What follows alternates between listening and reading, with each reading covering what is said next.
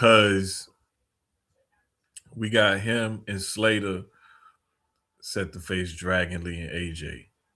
Mm-hmm. Now, plans can change. Things happen. This is professional wrestling. The form of entertainment we all know and love. So I'm trying to think of this as in two ways, right? A, we're gonna keep it linear. Javon's gonna lose tonight, some way, somehow. He's not gonna win the NXT title, and his cash in will be wasted, quote unquote. We'll see Cody versus Oba. We'll see Javon and Leon versus AJ and Dragon Lee as planned. B, walk with me. Walk with a lion. There's a reason that they're pivoting. Are they pivoting? Could they? Because also involved in that segment was Ricky Saints. We don't know. No, I'm telling you. No. I know. I got it on. I was watching, but I'm just saying we don't. Could this be a pivot from Oba versus Cody? I say a fatal four-way. But we also got to acknowledge Tony D'Angelo. Listen, and he's reinvented himself. I guess that was because I didn't know what the hell that was. I was like, that ain't rose petals, and it's too heavy to be paper. It's supposed to be he shredded the Don hat. Yeah, I'm like, what the fuck is that? And I was like, oh, and that's when I was like, okay, people. I had to look on Twitter. Yeah, I had was confused. Yeah, listen, I was like, what the fuck is that? Like, why is he like that's not ashes, it's not paper, it's not flowers. What the fuck is that? Like, bro, what is it? But anyway, man, yeah, that was a cool way to reintroduce him to the audience, though. Like that was pretty dope. We'll talk about that on the other side because speaking of audience, y'all tune in to hear us talk about the good old wrestling as we wind down the year. We got so let me go ahead and hit this bow tie.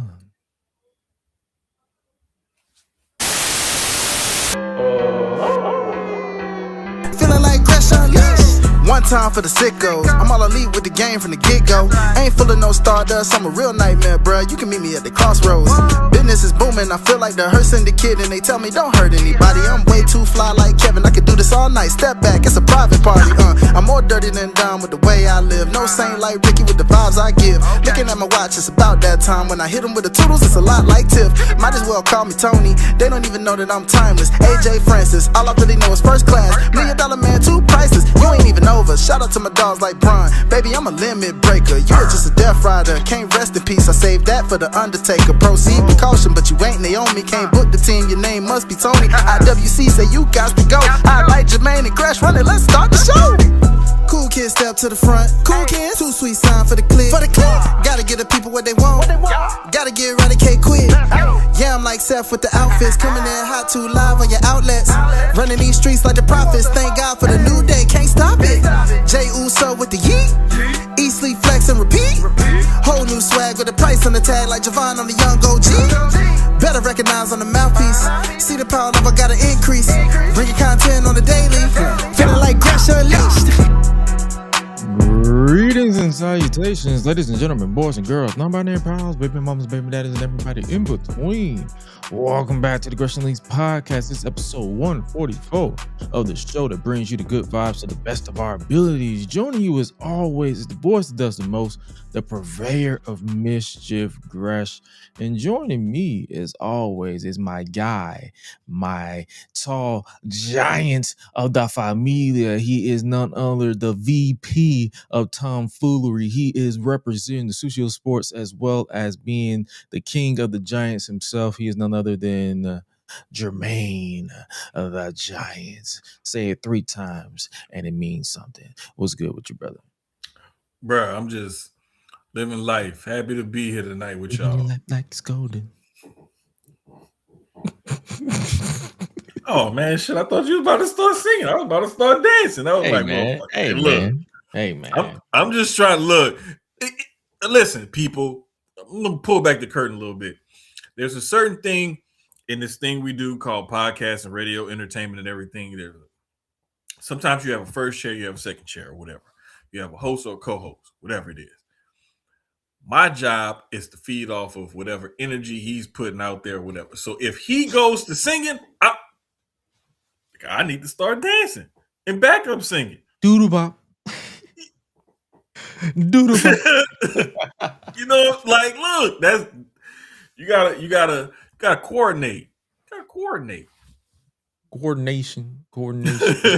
And speaking of coordination, we appreciate you guys for rocking with us as always. As we are, like I said, we are winding down our time together this year because Christmas is literally in 2 weeks.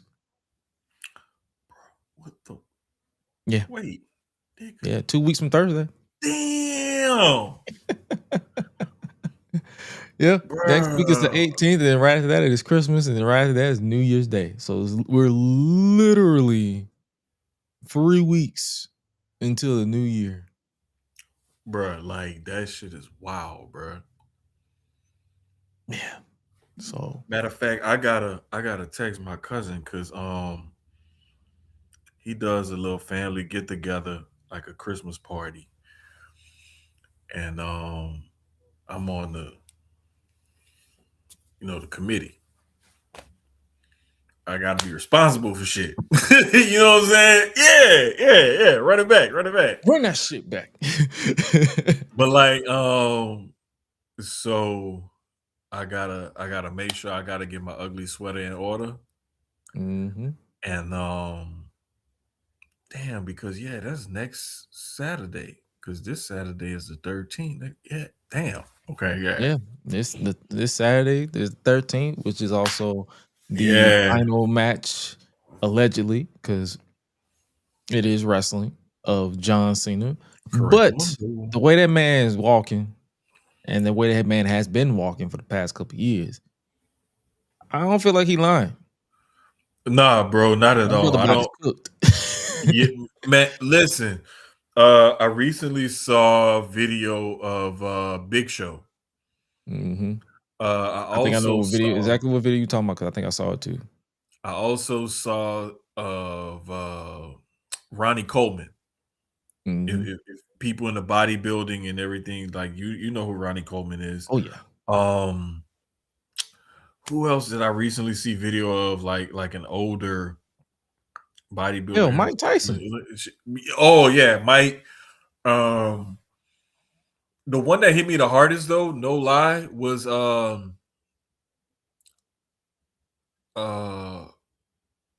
it was like Earl Campbell, I want to say.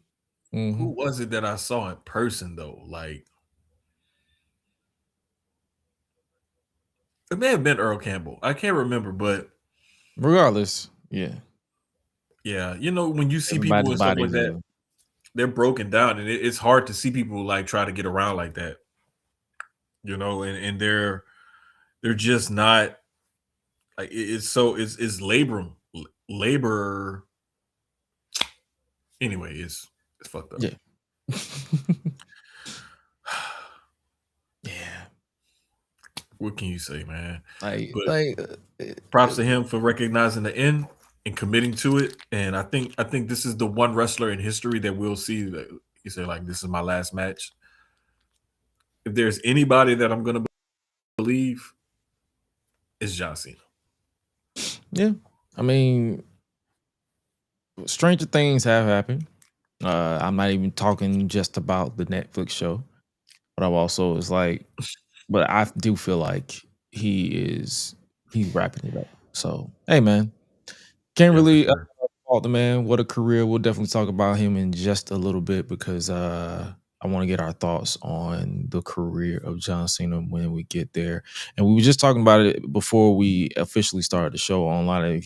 If you do not watch the live footage of the show, then you typically miss a lot of the conversations. And I'm mainly directing this to those who are subscribed to the pod over on GreshUnleashed.com. If you are listening to wherever you listen to your podcast, Apple, Spotify, and all that good stuff.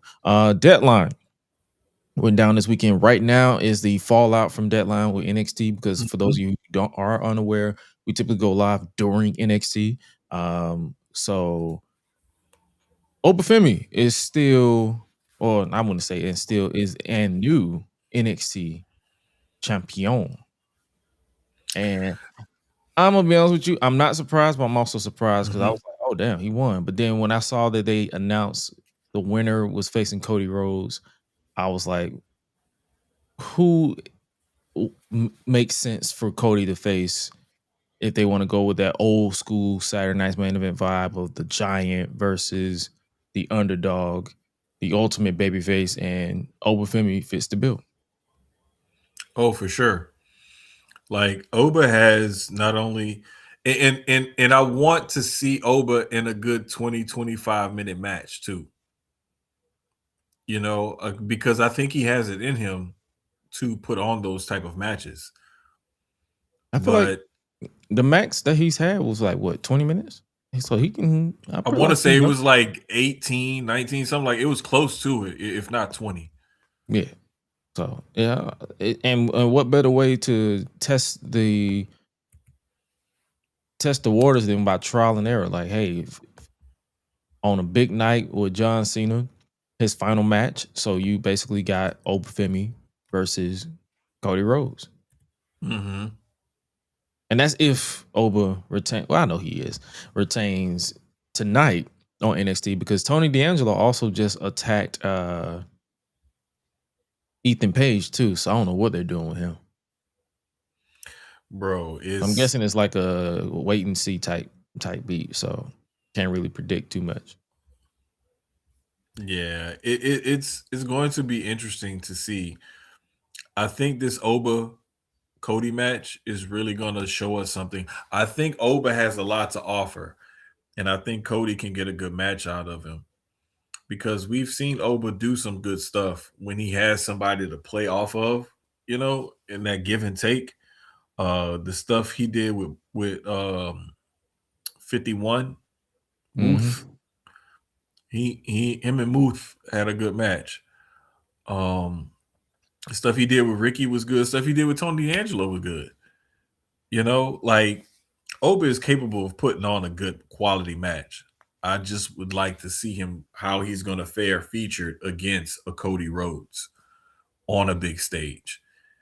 And I think that's going to tell a lot about his main roster prospects.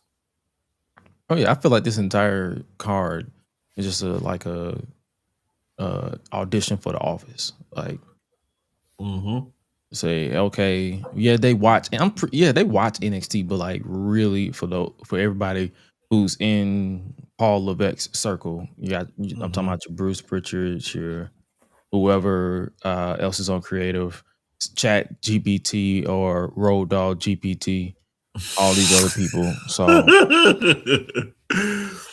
hey, bro, the way you be, hey, bro, you really can't stand Road Dog, huh? No, not at all. No, his writing sucks. I'm sorry. Hey man, I just have to mess with you about it, because I know that's one of your, like, the crux of your existence when you watch a SmackDown. He is the bane of my existence. Yes, yes, there it goes. Yes. Every time I watch SmackDown, I'm like, here we go with some bullshit, and by bullshit, I fall asleep immediately. Yeah. See, at least with Raw, I stay up a good hour and a half. But with SmackDown, I'd be like, yeah, I'm cooked. I'm going to bed. Nothing of importance is happening. Man, it's funny though, bro, because like you got such good talent down there to cook with that it's almost hard for you to mess it up. Somehow, some way. You watched Deadline, right? So you know how during the Women's Iron Survivor challenge. They sold Ruka, I guess, her knee. Yes. She just wrestled against Ren Sinclair. Yeah, I'm Perfectly watching it fine. right now. Perfectly fine. And she doesn't have a brace on it either. Yeah, so like, why not just have her win? Bro, I don't know. Never mind. I don't know. Your TV's ahead of mine because you know mine is a little bit behind. Oh, true. But I'm just saying, like, still, it's like it don't make sense. Anyway. But who did win was obviously we talked about Javon Evans. Kendall Gray, the Gray Graps. Are you a fan? I'm becoming more and more of a fan as I continue to watch her matches and watch her progress and everything. I'm becoming more and more of a fan. Gotcha. Because she I don't to watch me, I don't really watch it either, but I've been noticing her on NXT and stuff. That's where I've been peeping her out. I think I may have seen like one or so of her Evolve matches. But like, bro, she's got it. She's got it. She is who people think Becky Lynch is as far as being an in-ring performer. She has that kind of quirky kind of style, but she's really good. She's really technically like she's very entertaining, technically sound too. Is she an independent signer or is like somebody who's just fresh? Both, because I don't even think she's 24 yet. No, the reason I ask, you know how they're assigning a mixture of like independent talent as well as new, like people who've never wrestled before. Because if she's never wrestled before and she's this good, brother. Because I actually watched her in this match, I was like, yo, she's actually like her transitions and her technical prowess, as the old heads would like to say, is there. Oh, she's an NIL silent. So she's not even an independent wrestler. Like, you know how some people got some training under their belt. She's literally a WWE prospect. Yeah, I was just looking it up. Yeah, because she is exactly 24. That's what I thought. She was at least like around that age. I couldn't remember exactly, but yeah, bro, like they cranking them out like this. Her, Kalani Jordan, Callie who else is one of their other NILs on? Callie Armstrong. There's also like even like if you look at Shiloh Hill and Jasper Troy, like she's a former both of those guys. Oh, okay, gotcha.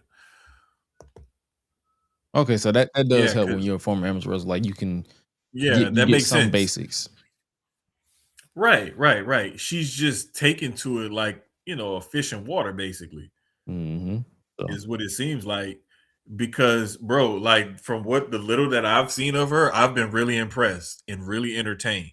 And it's like sometimes you'll get more of the like the look, the personality, and all the other stuff, but the in-ring stuff is kind of and they may not have the personality or something like that, or like they like this in-ring like savant, but like the charisma and certain things are missing.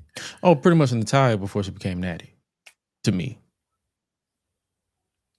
I even think, bro, like she had it back then. They just didn't tap into. That's what I mean. Like the character they was giving Natalya, I was bored. But in the ring, I'm like, okay, I can see why they call her the best. But then that's when then the bell rung again and the match was over, and I'm like, all right, I don't care anymore because they're not giving me a reason.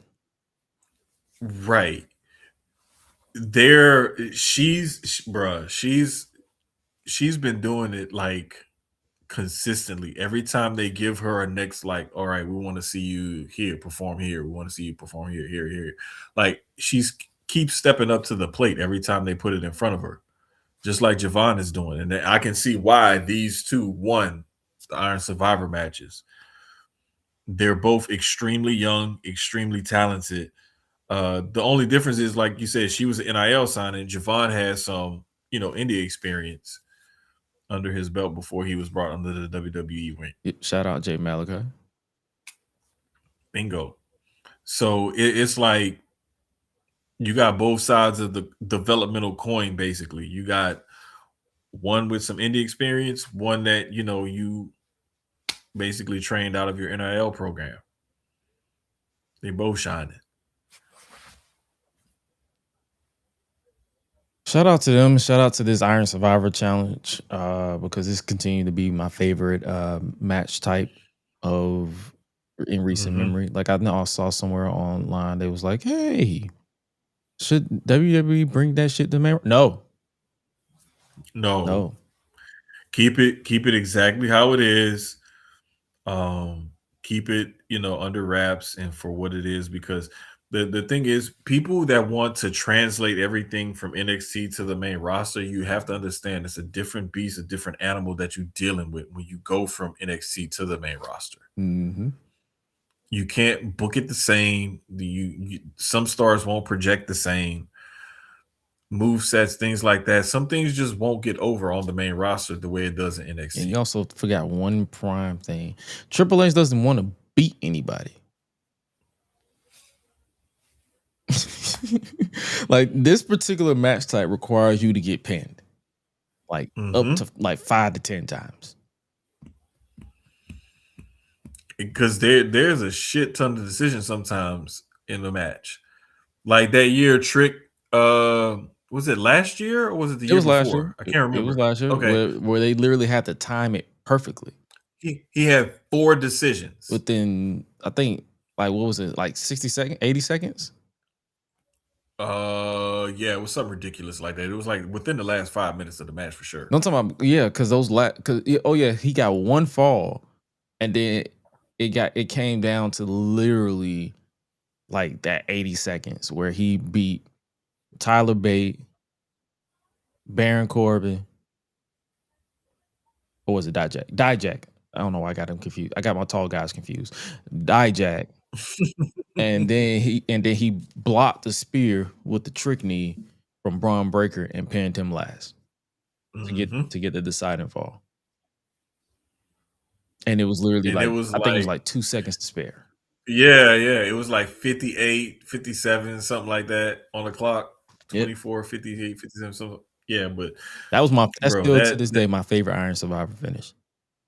Hell yeah. Like I still look at the clips. Tried to kind of replicate it this year on both sides. And it didn't work.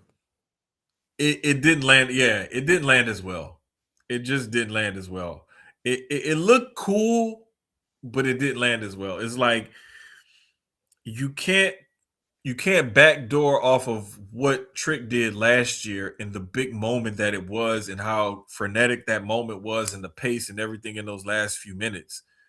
You can't replicate that again and expect to get the same kind of reaction. You got to do something different. I like the fact that they went really young, with the 2 winners on the men's and the women's side. But it's like, I mean, who's the old? Like, what was the oldest age? Like 30 in both matches? Probably so. I want to say maybe like 32 or something like that. Yeah, like even if they went with the 30, like this is a young match across the board. For sure. I think Jordan Grace is like what, 30?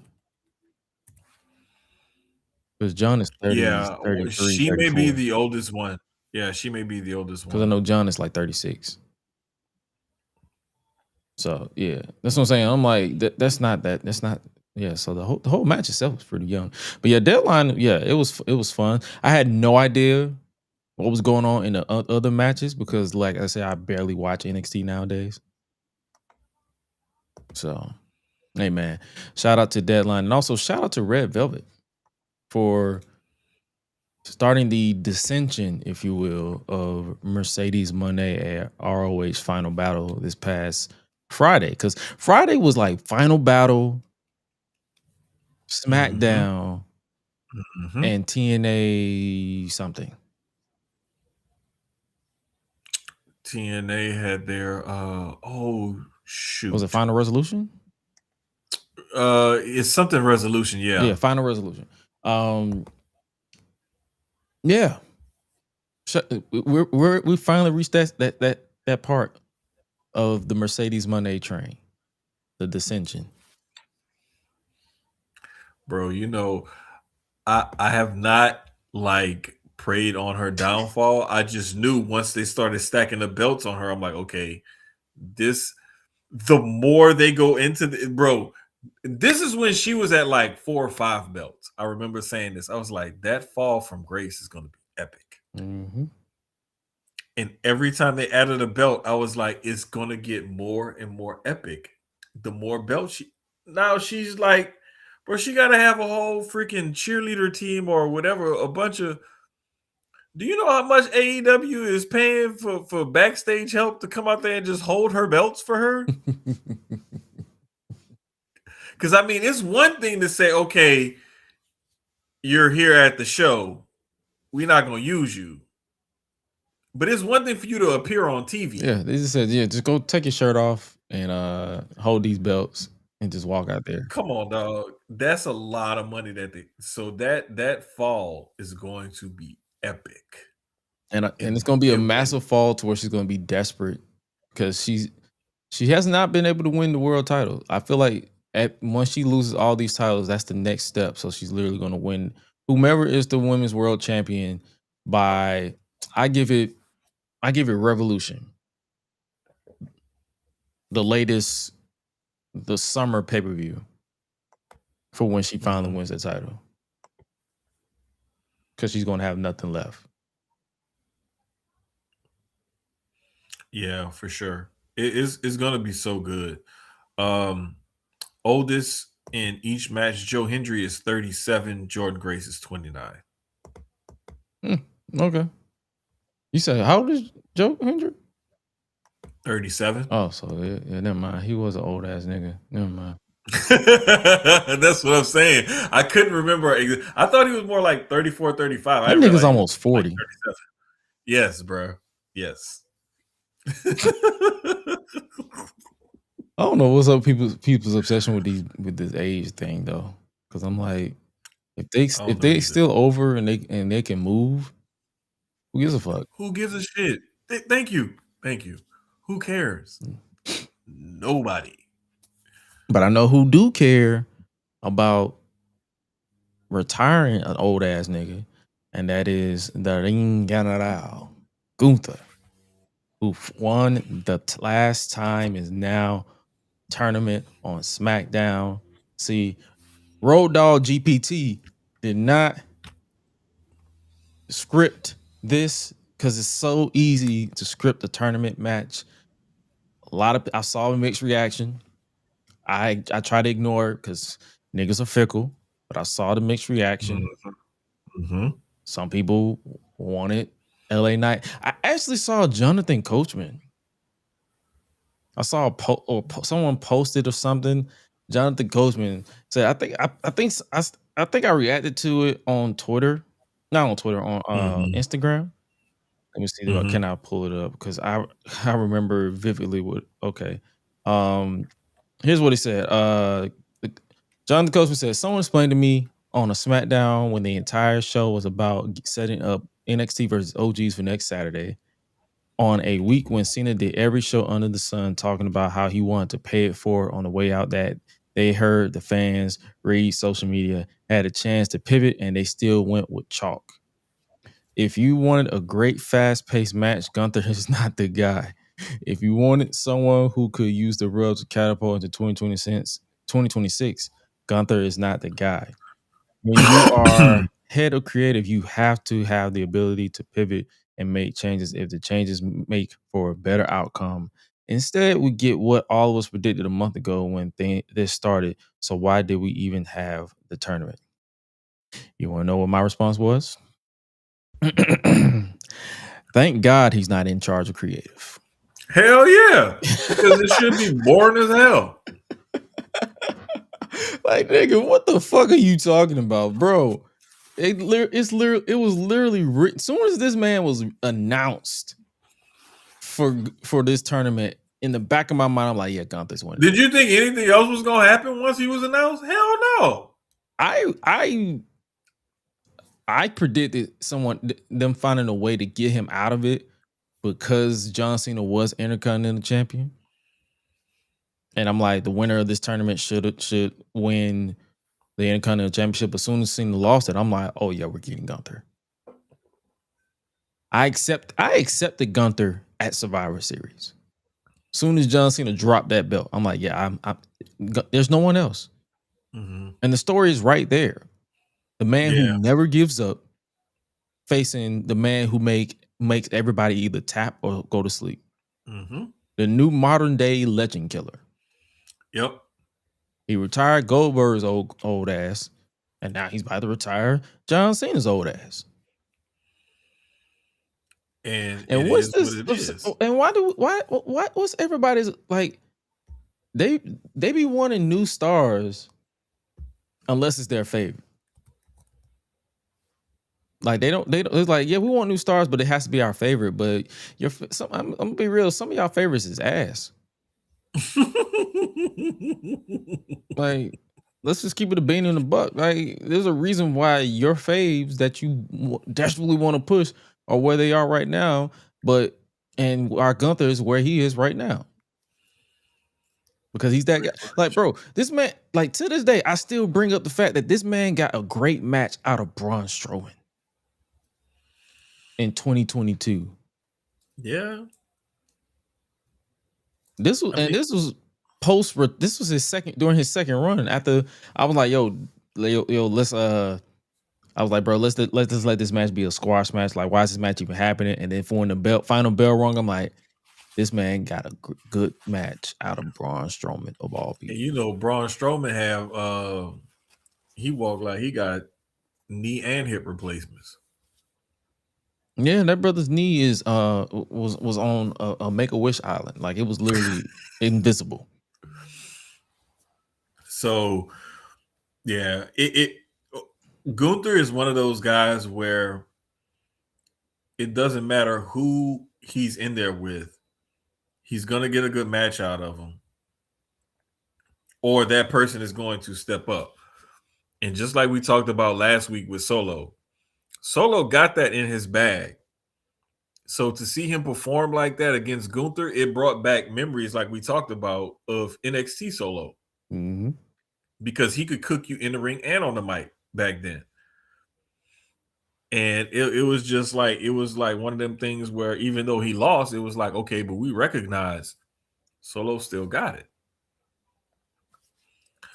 Gunther is just, he's that measuring stick guy. But in a sense where instead of him being more of like the Dolph Ziggler type of, or the Miz type of measuring stick, where it's like, okay, you pass this test, now you can move on to the next level. It's more or less like, who can come up to my level as far as a measuring stick. Mm-hmm. So instead of him being a milestone or a notch on the belt, he's more like the belt buckle itself. I am the belt. Bingo. What's always funny to me is how people expect you to be successful and then just stop. Mm-hmm. Like, what is everybody's obsession with? Like, okay, yeah, this person won the world title. Yeah, this person won the Intercontinental Championship. Okay, now stop pushing them and push somebody else. There's a reason why they keep pushing him. It's because he's actually great at what he does. Thank you. And you wishing him go away is exactly what they hope for, because he is the perfect foe for Mr. Never Give Up. Like, bro, can you imagine the reactions and from a production point, the different reaction clips that they're going to get when Gunther beats John Cena? Oh, man. Brother. Hey, man, listen. I'm going to put it to you like this here. The reaction community and all of that, like, there is going to be so much footage. Like, you could go days and not see all of it. And I'm talking about days consuming it and still not see all of it. Mm-hmm. Because it don't matter how this match ends, there's going to be a shit ton of reaction videos and footage and memes and all kind of stuff There will be whole new podcasts spawned because of this. Oh yeah, this is gonna be. We're gonna get a new "Time Is Now" podcast Oh my god! from Jack and Box motherfuckers down the street. We don't know, but it's gonna be. It's gonna be called the Chicken Brothers. Hey, I'm giving y'all some free names. Oh shit! I'm giving y'all gonna call yourselves the Rukas. Like Soul Ruka. Y'all gonna be like the Rukas. Like y'all gonna have a surfboard theme where y'all gonna be bitching and moaning. Chill. And bitching. And bitching. And bitching. About everything under the freaking sun. But speaking of that bitch though, Jade is approaching 40 days as women's champion. And I don't know what they're doing with her. I'm watching Road Dog GPT just vibing over there on SmackDown. I really think that they're just trying to establish her as like this badass and get over this character change. But that division is so weak, it's not helping. Right. So it's like, I mean, she got some shit over there to work with. They're not giving you her versus Charlotte yet. Yeah. They've teased it and just haven't given it to you yet. Like, she got to build up to that. Now, what I mean by this division is thin is when you look at Raw and you look at SmackDown, it's night and day. Big time. Because Julia's out there not getting a single lick of a reaction. And she was treated as a big deal during her debut. And she is a big deal. But they haven't really been giving her. I feel like they should have kept the women's U.S. title on her and had her pull Ilya Dragunov, because people weren't really reacted to him until they rung the bell. Yeah, because I mean, in that SmackDown women's division, you got. I feel like we look up who's in the division every week, and that's the problem, because we don't know who the fuck is on this product. I swear we looked it up every single week. Like, who is on this roster? Bro, but I'm saying though, like she got some people to work with. It's just like we need to see like something special out of her or her opponent to like spark these feuds and like make us more interested in it. And I think that they're gonna cook something soon. I'm hoping. But her fucking with Chelsea and Alba, that's like a stepping stone type of feud. That's like when you're a football coach and you coaching at a group of 5 school, but you're trying to get a Power 4 job. Yep. It's a stepping stone job. You know, when you have one of them mid-majors and you tired of being like the 9 through 13 seed in the basketball tournament, and you ready to step up to like the SEC or the Big Ten or something, the ACC. She let her take care of the mid majors first. Build that resume up a little bit. I think that's what they're doing with it. That's the only thing that I can think of. Or Road Dogg just fucking suck. God dang it, bro. Like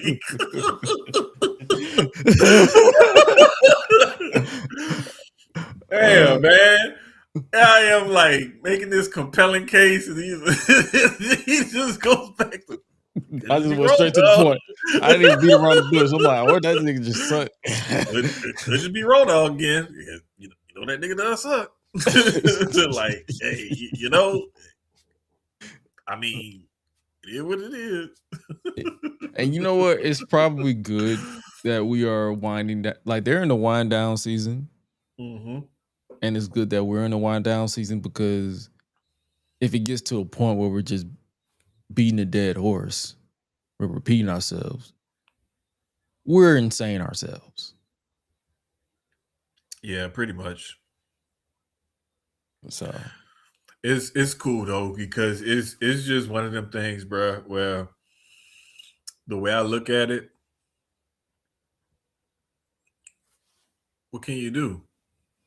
Either you're gonna watch the product and check it out, or you're not gonna watch it. And there's different ways to consume the product, whether you directly in and like watching it live and supporting it and everything else, or if you just, watching it later or catching it on social media or whatever. that is also true. What is also true is Cody tried to take this man Drew's eye out in the parking lot.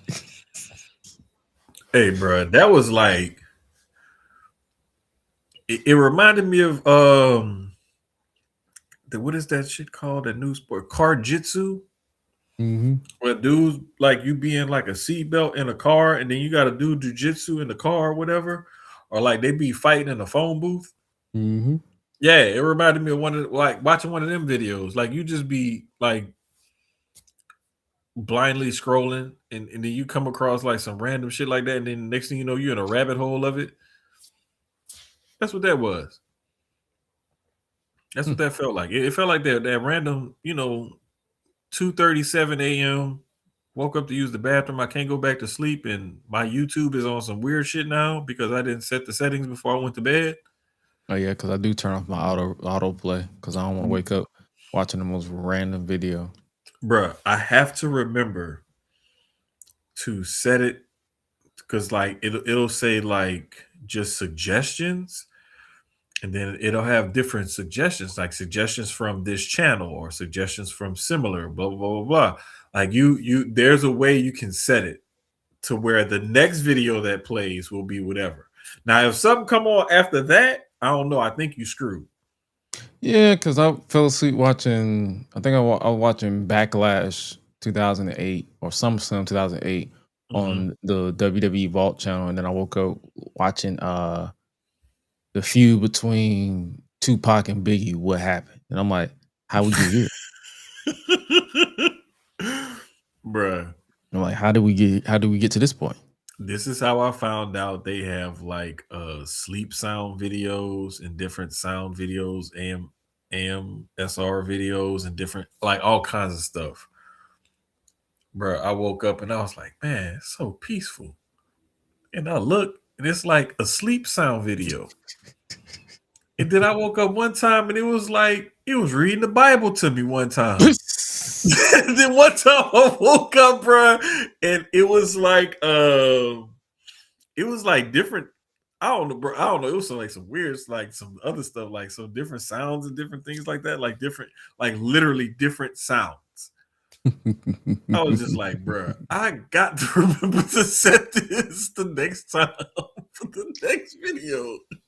But speaking of different sounds and random sounds, that car that LA Knight got crushed on kept making that one chirping sound, and it basically turned the entire series segment into, I was just laughing for like 5 minutes because I'm like, why is that? It's just that, because you know how when you crash into a car, it's like, dun. It was like, this one was like, ding, ding, ding. And I'm like, bro, this is like, you got Adam Pearce over here about to have a stroke, and all you hear is ding.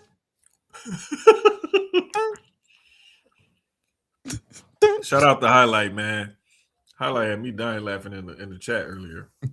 He said that he said it was a Buick, The Equinox. Equinox. He confused me. I was like, because I was barely paying attention. All I just saw was Equinox, and I'm like, wait, how did we get here? What, bro? I was so confused, and I was like, you know what? I'm not gonna ask, because maybe everybody else understands, and maybe I'm the one that's stupid right now. No. And then you was like, what the hell are you talking about? Like, thank you, because I thought I was the only one. What the hell are you talking about right now? Oh man! Then when he explained it, it was even funnier, bruh. Man. Oh my gosh! But according to Twitter, everybody dooming and glooming. LA Knight got buried. There go that word again. Oh my gosh! I wish. Can we? I hope wrestling comes up with new words and all these words and insider terms that people just be throwing around like The funny feathers thing, coming out of downfield pillow. I wish they just go away. I feel like I told y'all this a multitude of times, but it's not even insider terms because people in the industry don't even say it. Nope. The only people who said it was the niggas in WCW because they gave Vince Russo the pin, and he had them say shoot and buried. But like in modern terms, none of them, nobody in the actual industry says that shit. Just wrestling fans. Mm-hmm. Yeah, And it's so stupid. for those of you who are dooming and glooming, let me ask you: is Buried being featured as a main character across multiple segments? Is Buried getting destroyed 4 versus 1? I don't say Roman Reigns gets buried every time he gets written off TV. Bro, there's a reason why LA Knight has constantly been mentioned as the busiest superstar in WWE this year because he has the most televised matches this year. How is he buried? If he's Should constantly he on win TV? most of them? Yes. Like, I don't understand. Like, how do you bury somebody and they have the most televised matches? Oh, they gotta win. Like they gotta win because if you don't win, you're buried 6 feet deep. Rest in peace. Whatever the Undertaker said back in the day. Like, come on, man. Like, what the fuck are y'all doing? Like, shut the hell up. Like, just shut the hell up. Because y'all sound stupid saying That's a stuff good like that. And I mean, bro, like if I'm a superstar and I'm getting all of these matches on TV every week and I'm being featured in different segments every single week, even if I'm not wrestling, and I'm in fucking commercials and stuff, and they decide to write me off TV by having me get tsunami on top of a Chevy Equinox with fucking Logan Paul and his 40 million YouTube subscribers or whatever the hell standing right there next to me. Goddamn, man, listen. Hey, bro, can we pick something a little different? Because like I'm like 6'5". So I just want to make sure I'm comfortable while you about to tsunami me on top of this vehicle. Can we do like a Tahoe or a Suburban?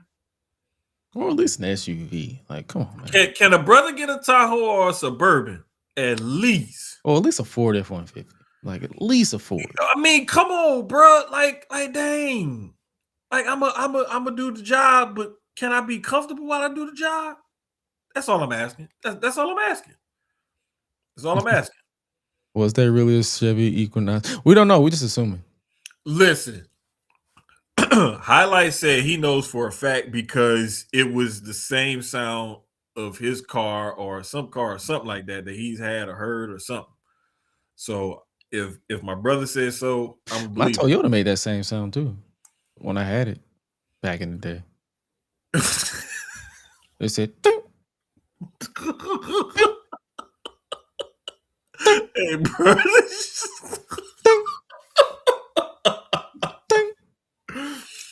Say, man, y'all gonna have me going back watching that shit every time I hear that car make that noise.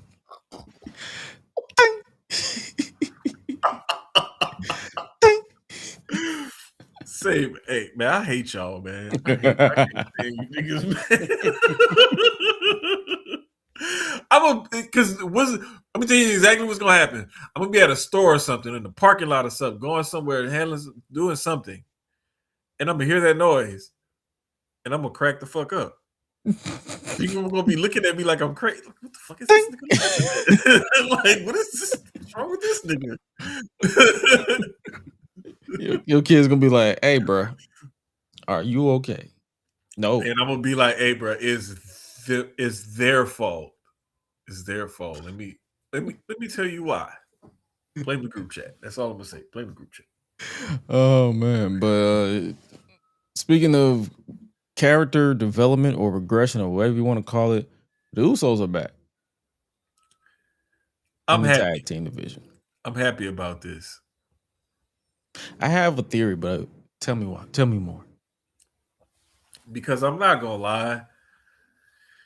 Seeing this new version of the Usos and this new version of the New Day, this intrigues me because it's a little bit of a nostalgia freak thing, but it's also because both groups have really like they've taken some serious turns since the last time they had a program or a match on TV.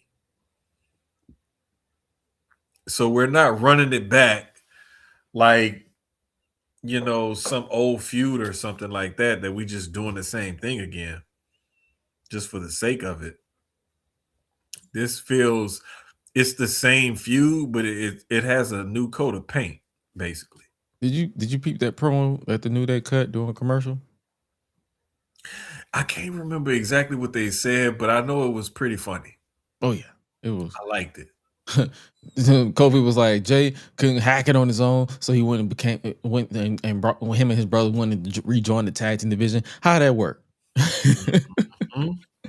How'd that work? And then I think Woods basically said Rikishi got BMI.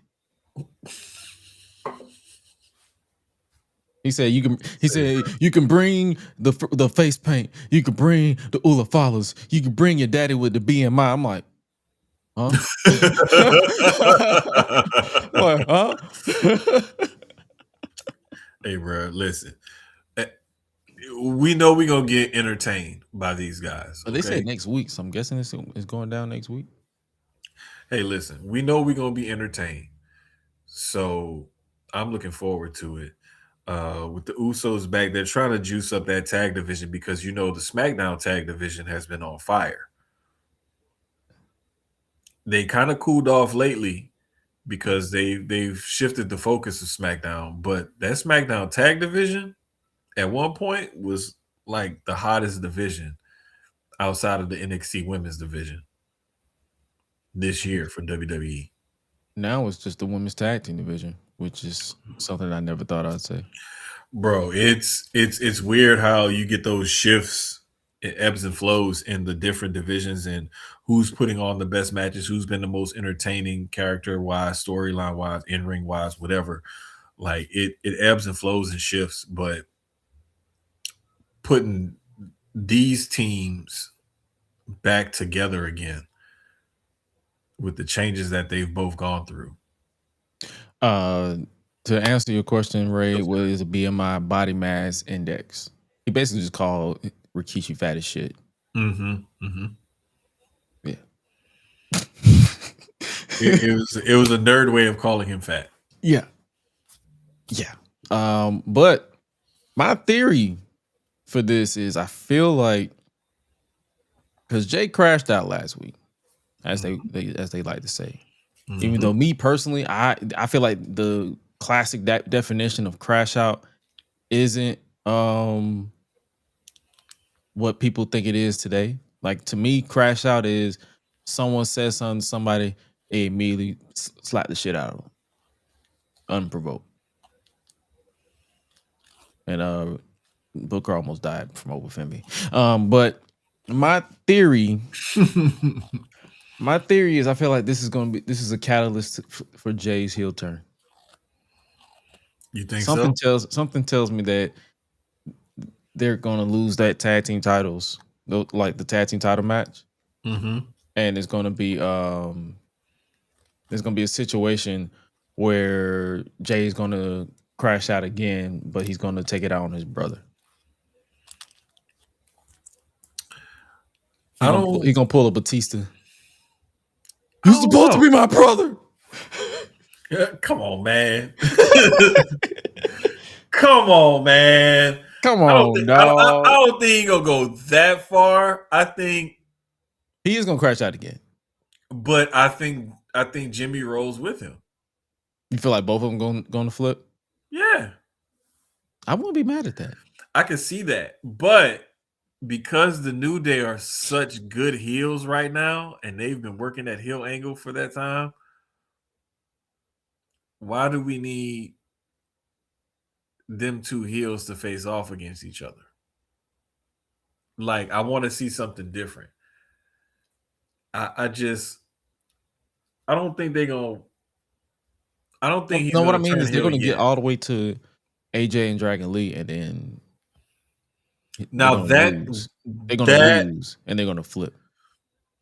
that I could kind of see it. No, that's what I mean. Like that's where I'm getting at. I'm not talking about turning during the New Day match. I'm talking about they're gonna win, obviously win the New Day match, but they're going after the tag team titles.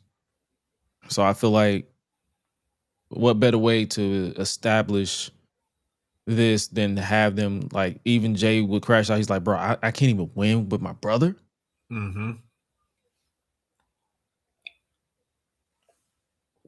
Yeah, I could see that definitely happening, but I don't know, man. It's something about it where I don't want I don't want him to turn heel on Jimmy. Mm-hmm. If they do turn him heel, whenever they do that, I want him to turn heel on someone else. Me personally, turn heel on Roman, but Roman don't ever clock in, so that ain't happening. Look, man, don't get mad at that man because he got a great schedule. Oh, I ain't mad at him. I'm just stating the obvious. He ain't gotta clock in. You clock in when you feel like it. Like, listen, look, I only got a certain amount of dates on my calendar, player. Bro, I would kill to have that kind of schedule. But nah, I think he's the biggest thing is the merch is moving. So I think that has a lot to do with whether they're gonna pull that trigger and go in that direction or not. Interesting. And We're both watching the same thing. yeah, I don't see it happening. So, but yeah. But what last bit from Raw? What do you see happening with this masked man? Because this is a different person. bro, listen. I heard one was Theory and one was Montez Ford. Oh, the one in Survivor Series was Theory. Definitely Theory. But this one, he moved way different. And the build was different. The build was kind of different. And bro, I don't know, bro. This shit is I like it simply because they keep them 100% covered up and they keep doing the same moves.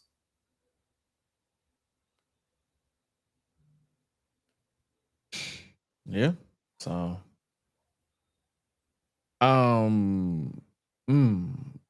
my thing is, how long you think they finna drag this shit out? Let's see. We December 9th. So after WrestleMania? Nah, I think I think we may get to the Rumble or so. It's gonna be either the Rumble or sometime before it's gonna be either at the Rumble or just before the Rumble. But we're gonna find Anniversary out. show? We're gonna find we may find out at that Netflix January 5th show. Yeah. Well, they dubbing it the anniversary show now. But that's why I asked. Okay, we may find out at the anniversary show. So if not, we're gonna find out sometime after that. Between that anniversary show and the Rumble, I think is when we find out. Somewhere in there. Ray asked, y'all think they might acknowledge it's two people or not? I wouldn't be surprised because that would be an interesting twist because everybody's theorizing. They're like, okay, it's two people or more than one people. Bruh. What if they did one of them goofy ass things where it's like 7 people out there? I look, you know me, I'm down for the chaos. I'm down for it all The together. more Or chaotic, the better. what if this is Retribution coming back? Man, if you don't get out of here,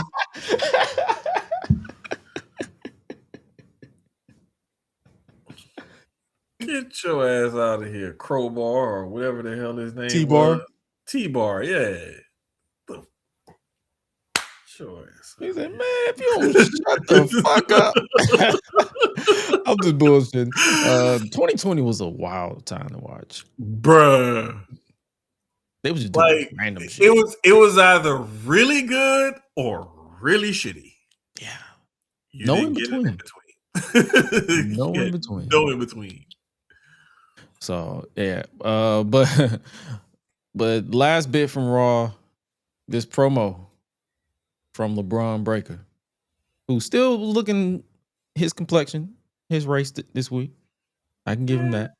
Somewhat. He looked tanned. He was a little tanner than last Naturally week. tanned. He was natural tan this week. He wasn't obsessively tan. Yeah. He wasn't I know black. SpongeBob. He wasn't that SpongeBob tan. Remember that episode of SpongeBob where he got tan and he was like extremely brown? Yeah. Hey yo. Nah, but that brother do be having some issues with tans. Also, he has issues with being sane too, because this man said Punk look like a crackhead, and he gonna steal his wife. Yeah, he went there. He went there. Like that's all I can say. He went there. He like, yeah, that happened. Like that's literally my reaction. I was like, what's this nigga on? But I was like, yeah, he went there. He went MJF-esque, if you will. Yeah. It goes with his whole like off the hinges type of thing. Mm-hmm. And just balls to the wall, like I'm just gonna say what I say, do what I do, blah blah blah. Like, it all goes with that, so it flows and it makes sense. But he's got to find something else besides just because this seems very like 1987-ish. Like I'm about to grab the mic and okay, cool. Like, can you cut a different kind of promo? Yeah. Like, I don't want to hear that every single time you grab the mic, bro. I'm sorry. We require a little bit more from people. You got what they got? What 4 weeks? Yeah, they got some time. Yeah, so hopefully they figure it out. But yeah, this week, I mean, I wasn't necessarily bothered. I didn't lose sleep over this promo. No, not at I feel all. like last week's promo was definitely better. It's gonna take him some time to find his groove and everything. I just hope that he doesn't rely on this. Like, don't fall back on this. But that closing segment in general, even with the beatdown, I felt like he just kept going. Like it felt like something was supposed to happen, but it didn't. Yeah, I don't know, man. We'll see how they keep progressing towards this match. They got some time to let this feud build and cook and actually like take hold and take shape, but I don't know. We'll see. Yes, sir. Speaking of we'll see, switching gears to AEW this week is Winter is Coming. They will actually be here in Atlanta, Georgia. It will actually be in College Park at the Capitol Center Arena. So put it this way, College Park is more Atlanta than Duluth. So they're actually in Atlanta and not Duluth like they were the couple of when Cody was there. Got you. It's pretty much headlined by some solid matches. They're gonna start Winter's Coming in Atlanta, and then they're gonna go to Wales for Saturday's Collision, and that will be earlier in the day. I think that'll be like around 3:00. because I think they're not gonna go. They're not gonna go head to head with John Cena's final match. Yeah, it usually be like anywhere between noon and 2 p.m. or so. Yeah, it's coast to coast. There's a lot of coast to coast. Yeah, because I remember like when there would be boxing matches or something like that, or like if I'm watching certain soccer matches, it'll be like around that time. Yes, sir. So winter is coming for Dynamite will be headlined by Joe and Eddie Kingston for the AEW World Championship, the finals of the Women's Tag Team Championship, Babes of Wrath versus Tony Storm and Mina Shirakawa. Oh And yeah. never before, probably never again, but who knows? Swerve Strickland, Hangman Adam Page versus Powerhouse Hobbs and Shibata in a tornado tag team match. Now, this was a impromptu style, but I will actually be in the building for this one. Oh, for real? Yeah. So I get off work around. I wrap up with this show around 4-ish, maybe 5, and then I'm just gonna head straight to the to the stadium. I might go to my car because I park at the train station. I'm gonna go to my car, leave my book bag in my car, or I'm not gonna publicly say what I'm gonna do, but I'm gonna put my book bag in my trunk, and then because I don't like to carry my book bag around, and I'm just gonna go straight to the train because paying to park is a headache during the holidays. So whereas that's on the train line, like I think it's a couple of blocks from the train station, so all I gotta do is literally just hit the train, and hopefully they let out in time that the train doesn't stop. Got you. So yeah. Okay. Yeah. Because at first I didn't think you was gonna be able to make it, or you wasn't gonna feel like going or whatever. So I wasn't, but then buddy of mine hit me up with his tickets because he can't make it, and he was like, they were like $45 a piece for 2 tickets. So I was like, I'll take those. They're not that bad. why It's better not? than spending $500 for John Cena's final match for nosebleed. Hey, bro. Damn, whew, Lord have mercy. You got to be rich to do stuff like that. even if I was rich, I'd be like, you got to be rich or wealthy, one of the two. Yeah, and I'm neither, so I don't know what to say. But yeah, winter's coming. On paper, it's looking like a solid card. And on top of that, we have the Continental Classic as well. We have the updated brackets for the Gold League and the Blue League. Right now, we have Kyle Fletcher in the lead for the Gold, and a 2-way lead from Claudio Castagnoli and Konosuke Takeshita in the Blue League. So yeah, man. I'm and also Darby Allin has officially been medically disqualified. So Jungle Jack Perry will be taking his place. Oh wow. So he faced off against Kevin Knight. And that's how Kevin Knight got the 3 points. Oh wow. Or I lied. He picked up Darby's point. So he hasn't even faced off against anybody yet. Okay. Yeah, Jack Perry coming in for Darby is pretty interesting. Yeah, so I want to know how his involvement will affect the field, and hey, let's see how it goes from there. But yeah, AEW this week, winter is coming, and then I think the Cardiff Wells card is pretty solid on paper. Let me see what the card. I think I got it right in front of me. I could be wrong. But I believe Swerve Strickland will be facing someone like a lot of these people are pulling double duty, even though it's like pretty solid. Swerve Strickland will face Josh Alexander on Saturday. Mark Briscoe will defend the TNT Championship against Daniel Garcia. And Jamie Hayter and Chris Stat will face the Sisters of Sin. Okay. So, that's what I'm saying. Pretty solid weekend of AEW wrestling. this week and going Yeah, to Juventus. that's good.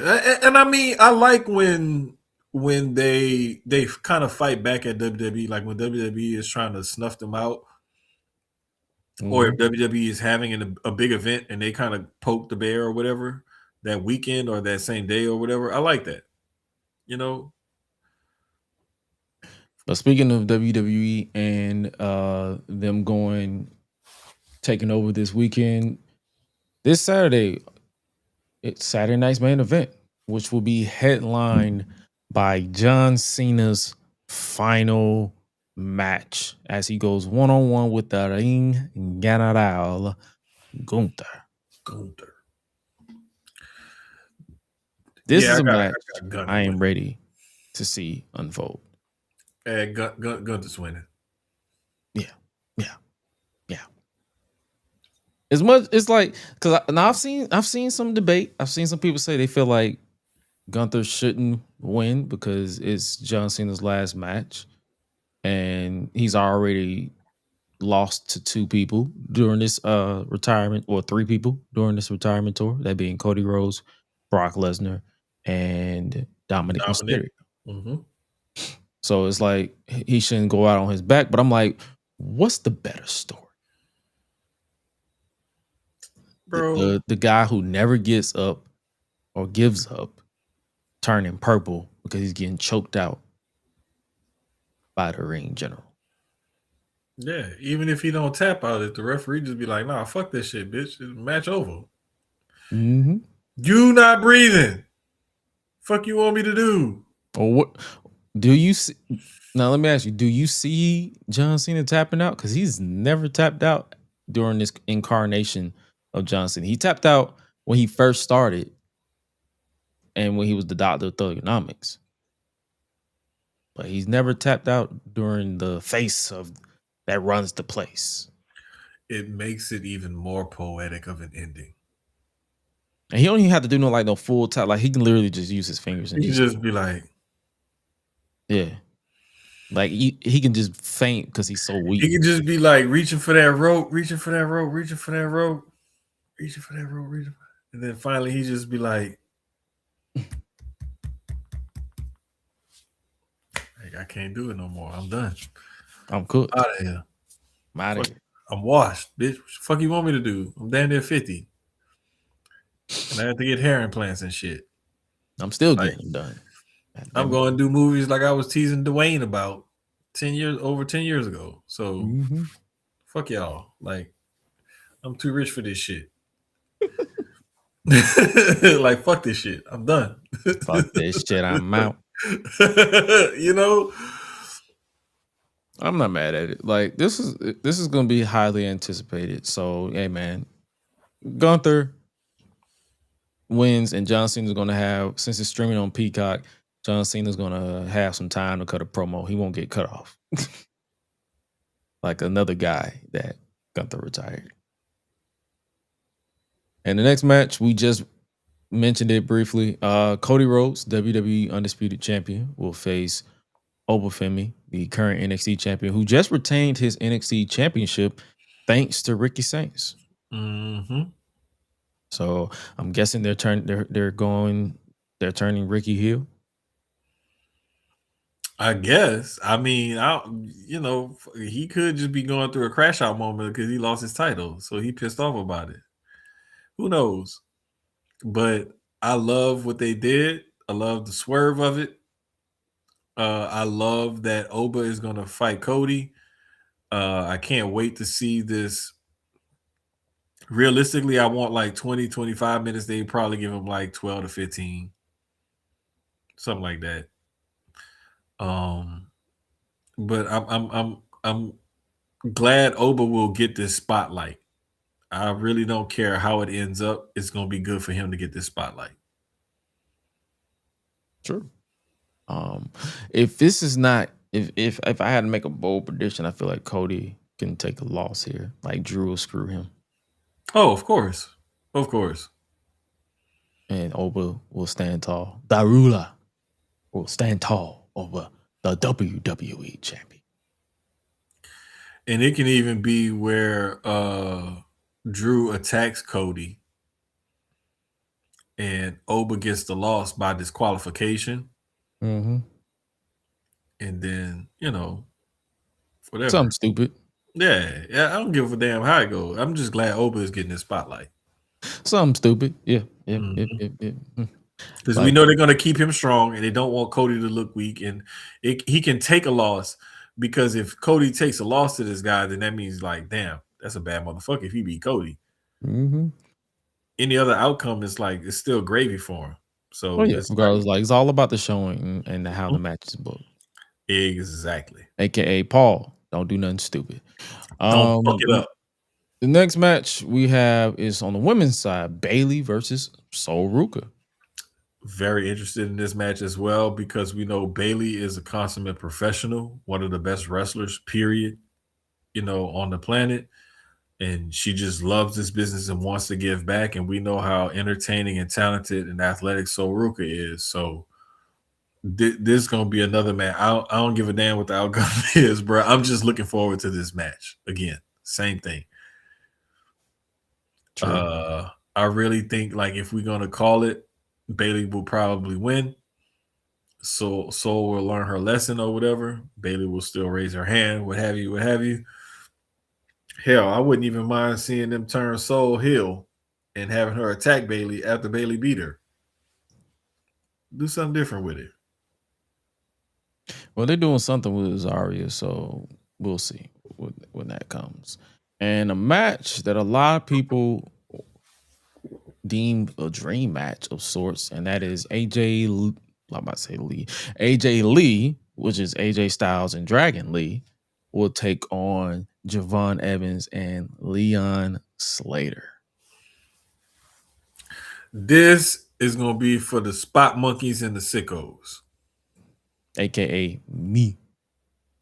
Bro, this match is about to be athletic and crazy as hell. We probably going to see some shit we haven't seen before. I'm just guessing. Because with the type of athleticism, and you got AJ, bruh. AJ is his like the other team's combined age is like AJ's age. Literally, like damn near, because AJ's damn Like, near 52. not even joking. But like it's just, bro, it's and Dragon Lee is one of the best luchadors out there right now.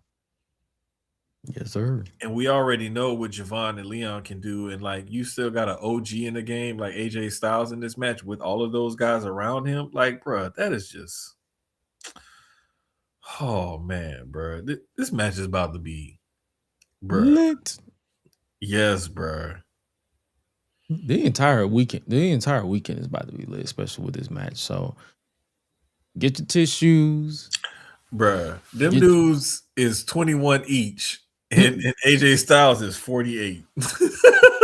Oh, yes. So legitimately, they're not even his age combined. Bro, I think AJ got kids their age. I think so.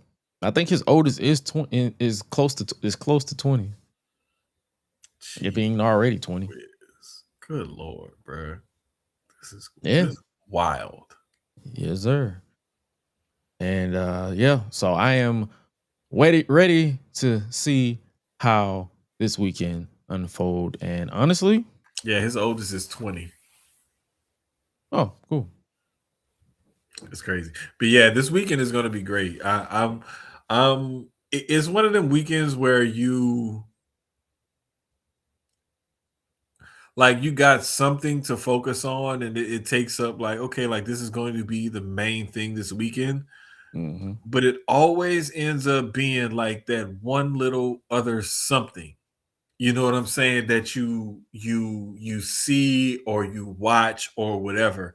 And it's like, damn, like, okay, John Cena's last match, yes, that was great, that was dope, and this was it. But man, I was at this place or I saw this one thing, and it was like that really made my weekend. Always end up having something like that happen. Word. Shout out to Ashe Wrestling for their second anniversary show this past weekend. That's what did it for me this past weekend. Like I was locked in, and I'm like, I'm just sitting here, bro. I got two different football games, or a football game and a basketball game on the two TVs. But I'm sitting here like locked in on my laptop, like watching our shade, like, oh man, bro, this shit is dope. Speaking And of then football, what was that play from the Browns? which one? That last one where he legitimately Oh, ran. the 2-point conversion. Yeah. Okay, so like you have certain little money plays or whatever for certain situations. That was probably something like Shadur said in his press conference. Like they wouldn't call a play in the game if they didn't like run it and it worked in practice. It was just one of them plays where he felt like, all right, I think we can work this. What happened was Quinshawn Judkins was supposed to pitch it and he didn't. And he fucked up the play by his indecision by not pitching it to the other guy that was looping around. That's where he fucked up at. I just bust out laughing because I was like, my initial reaction was like, what the fuck? And I just bust out laughing because I'm Yeah. like, that was fucking stupid. That's exactly what happened. Like, cause on that play, you don't have a quarterback on the field. You got the running back taking a direct snap. If he pitches it to the wide receiver that's looping around, like the defense is going to like key in on him, like trying to like take that one step forward, and then he's supposed to turn around and hand it off or pitch it to somebody looping around.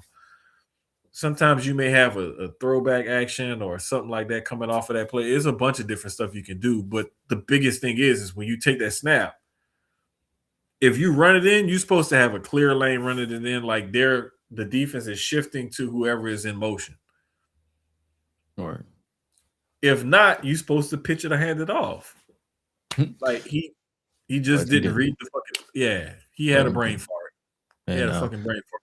And also, Kansas City Chiefs, they're out. They're out of here. Hey man, they went down to 6-7. I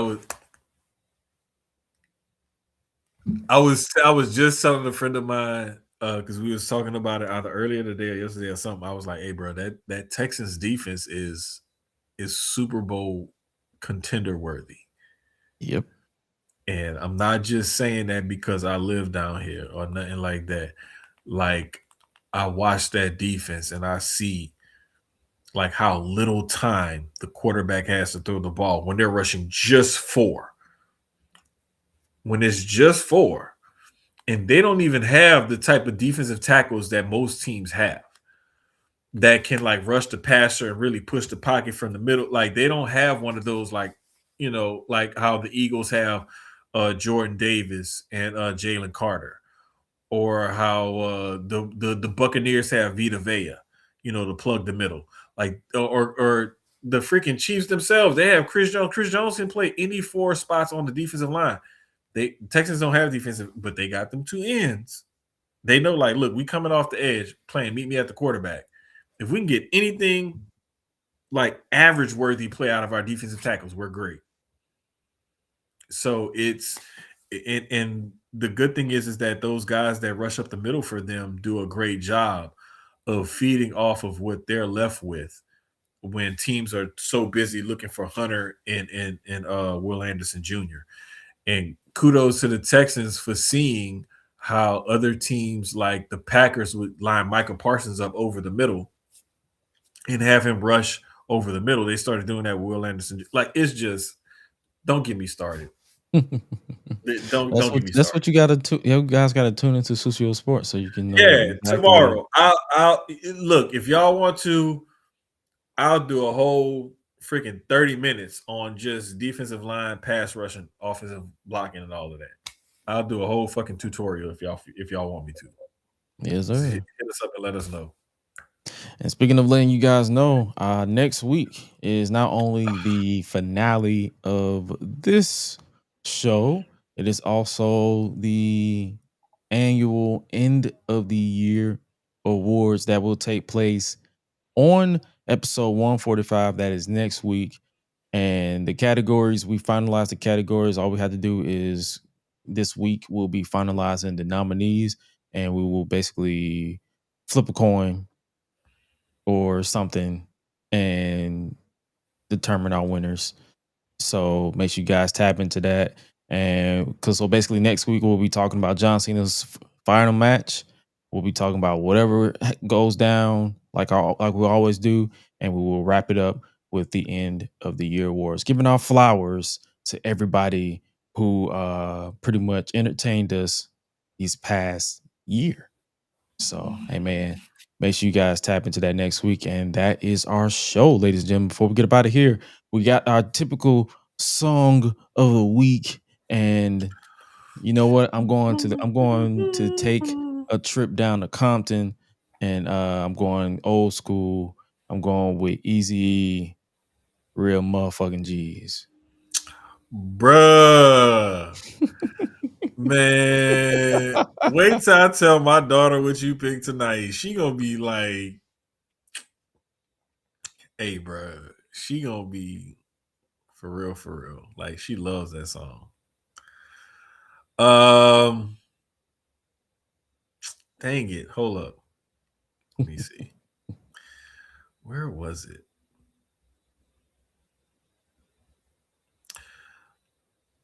Oh yeah, that's right. Okay. A Dream, Jay-Z, featuring Faith Evans and Biggie. That also popped up on my YouTube videos when it kept kept going. I didn't realize 50 and Jay-Z had a beef. I knew about 50 and the Game. Mm-hmm. I didn't really know about. And then the more I listened to the video, I'm like, this more so sound like 50 was a fan of Jay-Z than beefing. He was. And I think that it kind of hurt his feelings or whatever, not getting acknowledged by somebody that you're a fan of, and that kind of fuck with them. Which I've seen this happen in different forms and whatever, in different entertainment mediums and different spaces and different things like that. And that's why they say never meet your heroes. True. I mean, I've met some people that I admire and that I look up to that thankfully, treated me right, guided me, and shepherded me in the right direction. And like, you really feel the weight of the loss of some people when they're not around. So that's why I tell people all the time, like, man, take advantage of, your surroundings, and when you're surrounded by good people, just live in the moment and appreciate that shit, because one day it ain't gonna be here for you. So do what you can, while you can, when you can, and for who you can. Very, very well said. And oh, who knows? You can also be a Pittsburgh Steelers fan.